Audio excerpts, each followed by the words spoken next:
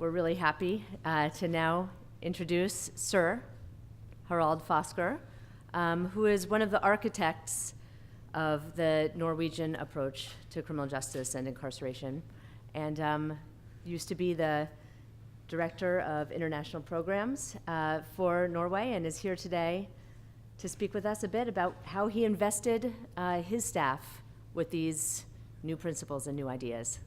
Thank you.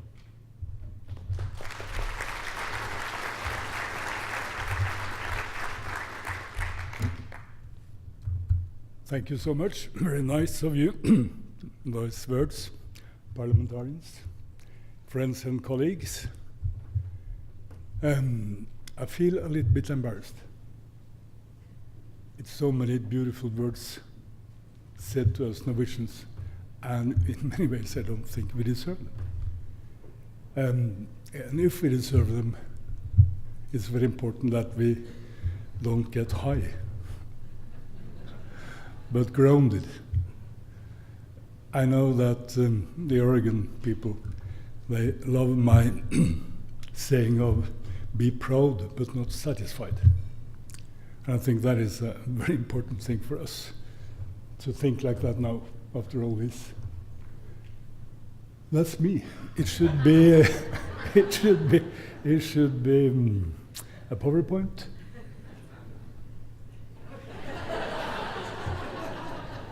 There we are. And I have lost most of my vision, so it's a little bit difficult not to have a connection with the PowerPoints. We have a saying in Norway about coming after an eloquent speaker. We have a saying to jump after Wirkola. Wirkola was a most famous Norwegian ski jumper, and he was the best in the world. He got he jumped very long, longest of all, and his performance in the air was super. So everyone was very afraid to jump after Wirkola. And I'm a little bit afraid now, because I feel like a dinosaur trying to master your language, and that's not easy. But I will not give you an historical lecture about the prison service in Norway. That is a kind of doctoral thesis to do. My intention is to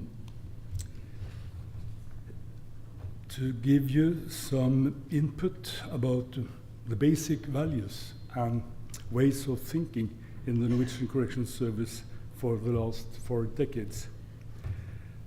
I have not all answers, not at all. But my presentation may give you some reflections about how things develop and what kind of processes which is needed to reach goals or targets you set for the service and for the staff. Yes. I feel like a movie star when I see myself. Vikings, we used to come over to England, for instance, and rape and steal. But the first European coming to America was in, or... You have a clicker, you can advance your own slides here. Can I see that? I think so. Forward and back. But so I can see. No. Somebody should help me, okay? Yeah.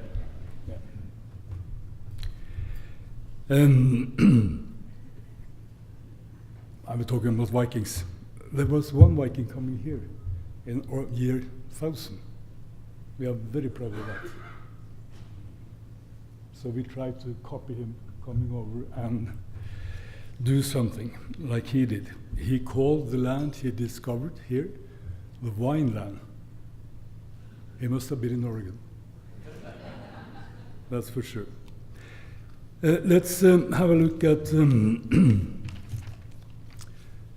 the first one. it's something important to say first.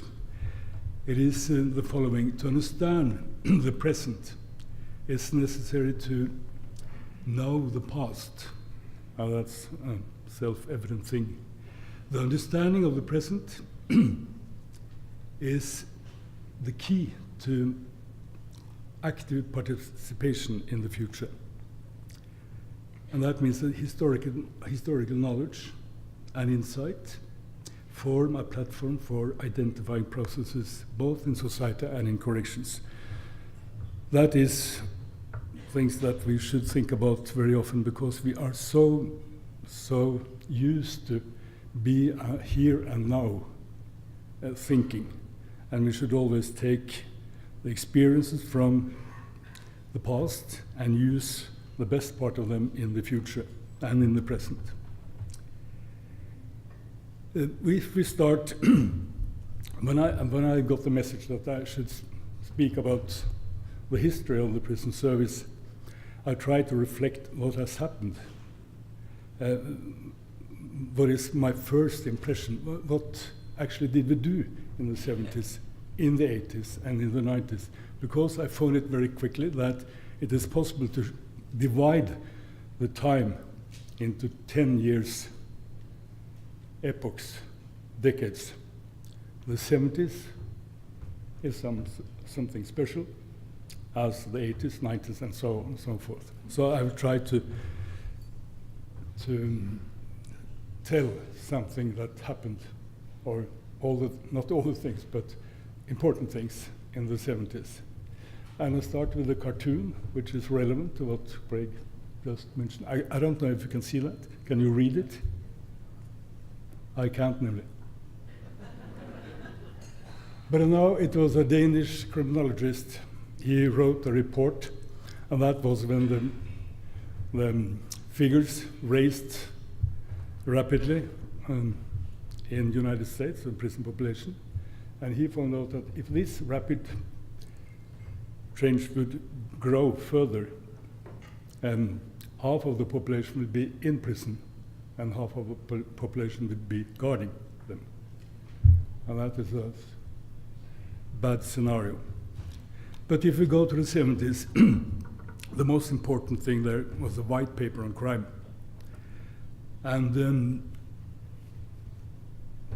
that was a very, very kind of liberal document, and met a lot of political resistance and a discussion among people in Norway that was very, very tough and hard and created enemies in many ways. But the thing which is quite important to stress here, behind this liberal white paper, is that all central politicians in Norway had been imprisoned during the war. And the 60s, 70s was not, it was very close to the end of the war, so people remember it very good. And there had been a lot of legislation in the 50s, which were liberal compared to other countries in Europe. And we explain it because of the central politicians had an experience as a prisoner, and especially in German concentration camps, which meant those who survived and came back was very much into a treatment ideology in the beginning after the war. Individual prevention, the crime was a kind of illness, it could be cured. Prisons could be like hospitals, and so on and so forth. That was later dropped, but when I started my career, it was still some thinking along those lines. The white paper said there are too many young people incarcerated. We have to reduce the use of prisons, and we have to find alternatives to imprisonment. So already in the 70s, that was a political manifest, especially from the Social Democratic Party, but also the rest of the political parties in Norway. And that brings me to another very, very important factor that all white papers, I will come back to some of them later, have been unanimous passed in the parliament. And that has given us a kind of freedom of choosing, which is very, very important. That being said, in the 70s, the training of prison officers was extended to 2 years. It had been 6 months for a long time, and so extended to 1 year. But in the 70s, it was 2 years. And I think that goes together with the specialization in the society and communities in the 70s. There was a lot of professions that went from kind of in-service training academies to university colleges, teachers, social workers, nurses, and so on. And we became a part of that, even if we still belong to the prison service, the education.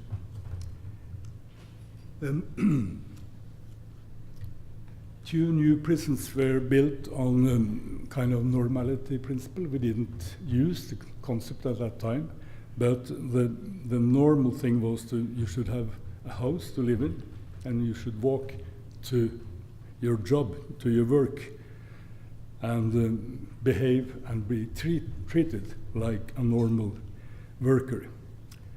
And that was maybe the first important step towards this normality model we later came into. We also had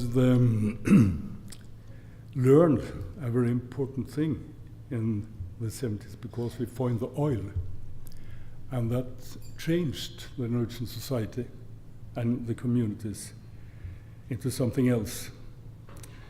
And one message from me is, of course, that if you don't change the prison service and the way you work and the theories you are based on according to what happens in society, you stand still. And if you stand still, you go backwards. That is so crucial, that you can see and analyze societal change and behave and change thereafter in the service. The prison population in the 70s was, of course, totally different from today's. And it was totally different to the 80s and 90s as well. Well, I said the health control dimension was a very, very open conflict in the end of the 70s, and still is. We have the prison officers should be the no people, and the social workers in prisons were the yes people. And that created conflict between 2 categories of staff that was very, very unhappy and not good for the culture in the prison or in corrections at all. I will come back to how we try to bridge the gap between the 2 sides. So if we go into the 80s, is the time okay? Or? Yeah, we started a little bit late, so we don't have to. Okay. Rush me if it's needed. Yeah. Another white paper on training of prison officers came in the 80s, and that was years ahead of the time, but it proposed a bachelor's degree for work in prisons, and it described very well the duties and obligations that rested on both staff and prisoners in an institution. And I think for the first time after that white paper, we thought about prisons not like penalty places, but institutions like the psychiatric ward, like the hospitals, where people should live and and potentially grow while incarcerated. So it wasn't prison work we talked about, but institutional work, and that meant a kind of cognitive change in those days, in the 80s. Sorry? Now the 90s. Do I have to go to the 90s? Okay. We can do that if you want to. Let's see if I have to say something more from the 80s. No, you have probably read some of it. 90s. We had a murder, as you saw, on a female prison officer in the 80s, and another one in early 90s. But this time, the first one was a shock, and it was a really nasty thing that happened, and we were totally unprepared. So it was a political, I don't know how to call it, but the Minister of Finance gave us 200 new prison officer positions like that. And 200 in a little country like Norway is an explosion, more or less. In the 80s, we started also the R&D, and I talk a lot about the college because I was a director there for many, many years, and it was an integrated part of the service, and we started in the 80s to become more evidence-based and asked ourselves, why do we do that? Why don't we do it in another way? And that is the most important question you can pose, and which start with a why. It came a new white paper in '97, and yes, as I said, focused on evidence-based practice. And we had a lot of things happening in the 90s. For instance, the cognitive programs, where we decided, taken into consideration that we had a 2 years education of prison officers, they could run the programs. We didn't need the psychologist in the first line. The psychologists could be, or social workers could be the second line advisors to the group leaders of these cognitive programs. And that also meant a revolution in the prison officer role, because now it was not only that he meant something to the rest of them on his landing, but he also was an important figure when it comes to running programs, which was very, very popular among the prisoners as well at that time. We had, yes, I would like to also say something about internationalization was a driver. And we were notorious for our traveling around in Europe.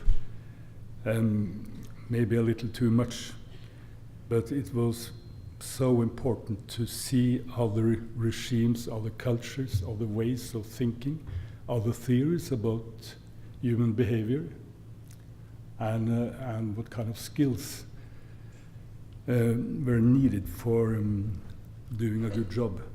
So that can't be stressed too much, the value of seeing other systems in operation. You are lucky enough to find them across the state border, maybe, inside your own country. But we had to go, being a small country in Europe, we had to go out and experience. So, for instance, all prison officers, student prison officers, they had 1 week in England, also for learning the English language, because we became more and more international with the prison population, but also to see other ways of doing what they were used to do back in Norway. I have to jump to the next decade now, probably. We also had what was kind of negative, or many thought it as a negative thing, but we were happy enough to have, we call it new public management. It's a concept worldwide probably. We got a director general that came from the private sector, and he introduced the concept of more more prison for every krone, which is the coin. Yeah. 5 minutes left. Good. Let's jump to the 2000. Yeah. You recognize that fellow with the T-shirt? We saw that we should be more changeable after the kind of success we had in the 90s with the programs in the new role, the contact officer and everything. We couldn't sit down and be satisfied, so we tried to introduce change wherever it was possible, and we also tried to introduce change like a normal, natural thing, because society continued to develop, and the digital revolution affects us, of course, and the prison population changed as well. So the deep philosophical text you can read here is very good, and can you see all the letters? I think it's like an S at the end. I know it should be there. If nothing changes, nothing changes. And I know that the Oregon people has taken that to their chest, if you can say so.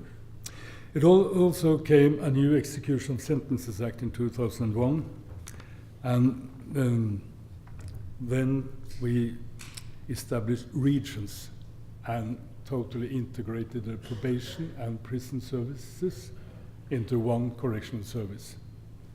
So that was very important, and I was talking about bridging the gap from the help control debate in the 70s.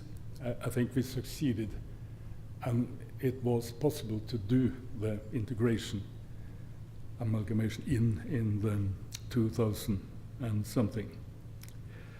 And I would also like to say something about my role and position as a director of training, and it was more than training. It was education training. It was the after and further education. It was leadership and management training, and it was a research and development division at the center. And when the new prison board, or correctional board, was set up, it was very natural that the director of the academy was a part on the same level as the regional directors and the director general. I discussed with some of you people from Oregon the other day that about you don't have a central staff academy anymore, as I could understand. It's kind of spread out. And Sweden did the same some years ago, and I would warn to such kind of decentralization policy, because I think it's so important that you create a culture of good knowledge, good skills, ethics, professionalism, and if you will succeed with that, you have to have a culture around the training, around the education, around the student prison officers, which can be spread also to the rest of the service. Sweden is now, I know there's a Swede here. Sweden used to be the forefront figure in the Scandinavian countries when it comes to corrections. I think they have fallen backwards. I'm sorry to say that. Don't tell the Swedes that I said so. But that is a fact, as we can understand. And also to say something about the 2000 and a new white paper in 2008. 1 minute left. 1 minute left. Yep, I understood. A humanistic approach is the purpose of punishment, a humanistic approach, the principle of due process and equal treatment, the principle that convicts have paid their debt to society when the sentence is served, and that is very important. And the principle of normality. We are now in the 2010s. Here we are. We were met by terrorism and radicalization, and there was this bomb attack on the government building and the shooting on this island. And if you see the building there, if you go up to the 4th floor, you will see my office window. And I was at work that day, and that's why my eyes are not so good anymore. And I would just like to use the last 30 seconds to tell a little about Craig mentioned dignity, and that is a very good word to use. We are very preoccupied by dignity and respect. Respect for prisoners, and respect for their dignity. And I should have been dead, but I'm here still. But I was seriously injured, and I have a vision of between 15% and 20% left. But I managed, and I was on sick leave for a year, but came back to work, and come back to work was the most important thing that I had as a motivator for my own rehabilitation.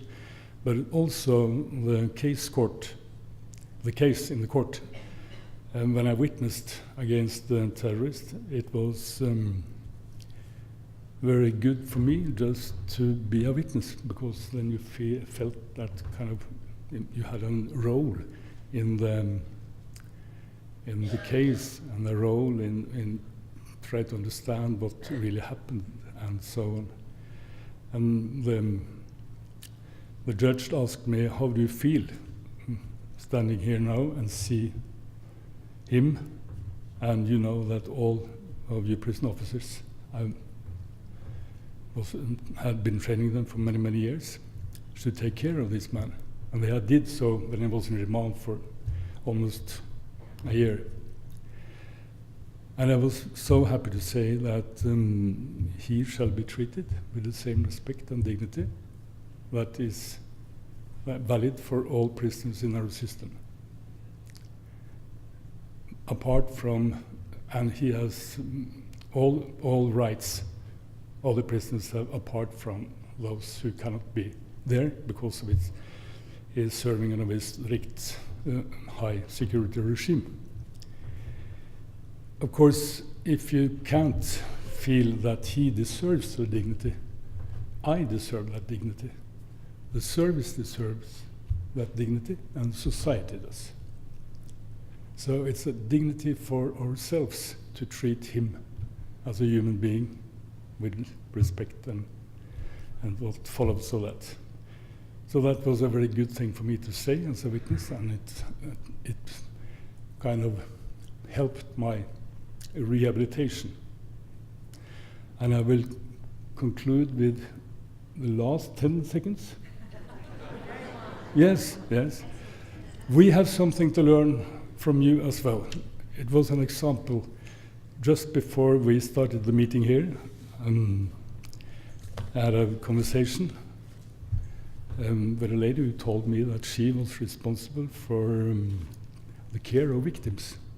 And we treat victims not very good. We treat them almost badly in Norway. We had focusing too much on the other part, so to say. So I was very happy, and I would really love to come back here and visit her unit and see how you work and take that model back to Norway. We need that. So this is a win-win situation. Compare and reflect and act. Thank you.